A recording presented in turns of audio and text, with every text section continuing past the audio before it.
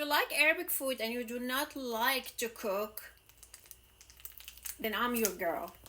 I'm gonna make mlokhia. I'm gonna show you, like, I don't really ask how to make mlokhia or read it. Like, I might read it online, but like, I know the main things in mlokhia, so I'm just gonna make it the way I think is made, you know?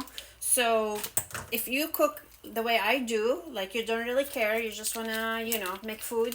So you get mlokhia, you put it cool, you get chicken. This is a frozen chicken. You just put it there. And I don't even buy real garlic. This is how I get my garlic, like frozen garlic. So we put garlic, and oh, I need to chop some tomatoes, so I'm gonna do that. Okay, here is the, I'm gonna cook this.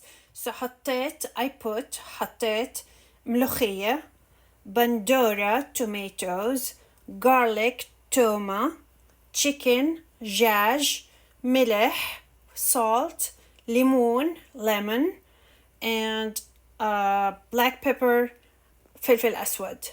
So ملوخية, bandora, دجاج, ملح, فلفل أسود, lemon, toma. So this is what we put, or I put, basically. Okay, and I'll put it here, basically Instant Pot for 8 minutes, pressure cook, and that's about it. And I'm gonna I'm gonna make the rice in the rice cooker, and that's it. I'll take a shower. My food is ready. Okay, my mlokhia is done, and now it's time to try it. Okay, let's see.